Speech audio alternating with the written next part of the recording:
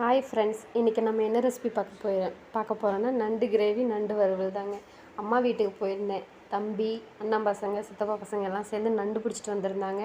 எல்லாம் பாருங்கள், எல்லாம் வாஷ் பண்ணிகிட்ருக்காங்க. வாஷ் பண்ணிவிட்டு என் தம்பி நானே சமைச்சு தரேன் உனக்கு அப்படின்னு சொல்லிட்டான். ஒரு பக்கம் சாப்பாடு வச்சுட்டு நண்டு கிரேவிக்கு ரெடி பண்ண ஆரம்பிச்சிட்டாங்க. கடாய் வச்சு சீரகம் ஆட் பண்ணான். அது புகையாக வர ஆரம்பிச்சிருச்சு. அடுப்பு ஸ்லிம்மில் வச்சுட்டு சீரகத்தை ஆட் பண்ணிவிட்டு வெங்காயமும் வரமிளகாயும் ஆட் பண்ண போகிறான். என் தம்பி சமையல் ஃபஸ்ட் டைம் டேஸ்ட் பண்ண போகிறேன். எப்படி இருக்குன்னு தெரியல. யாருக்கெல்லாம் அவங்கவுங்க தம்பி சமைச்சு கொடுத்துருக்காங்கன்னு கமெண்ட் பண்ணுங்கள். நல்லா வெங்காயம் வதக்கி விட்டுக்கிறோம்.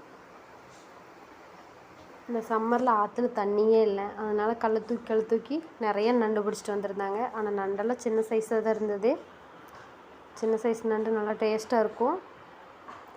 பாருங்கள், சாப்பாடு வேகறக்காச்சு கலரி விட்டுருக்காங்க. நல்லா வெங்காயம் மிளகாயெல்லாம் வதக்கி விட்டாச்சு.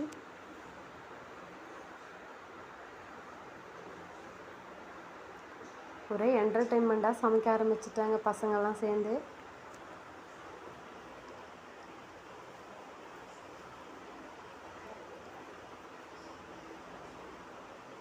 அடுப்பை ஹை லெவலில் வச்சுட்டு வதக்கியாச்சு.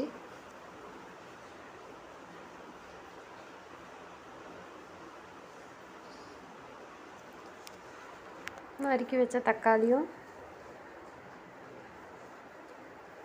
சேர்த்திக்கலாம். தம்பி தான் சேர்த்துறான். பாருங்க, தான் நறுக்கி வச்ச தக்காளி ஆட் பண்ண போகிறாங்க.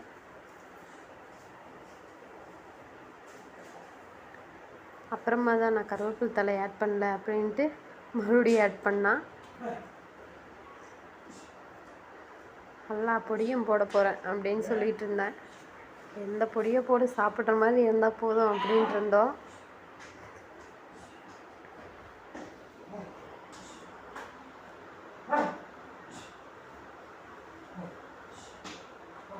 நல்லா பச்சை வாசனை போகிற அளவுக்கு வதக்கி தக்காளி நல்லா மசிகிற அளவுக்கு போட்டு கொத்திட்டு இருந்தான்.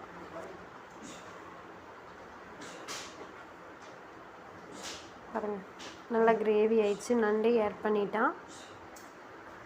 நண்டு கிரேவி, நண்டு வறுவல், சுட சுட சாப்பாடு எல்லாம் ரெடி. ஒரு தலைவாழை இலையை போட்டு சுட சுட சாதத்தை ஆட் பண்ணிட்டான்.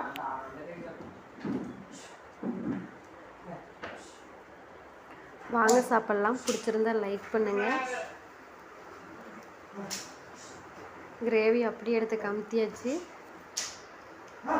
நண்டு வறுவலையும் போட்டு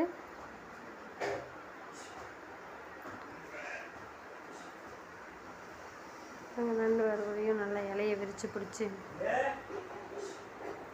ஆட் பண்ணிக்கலாம்.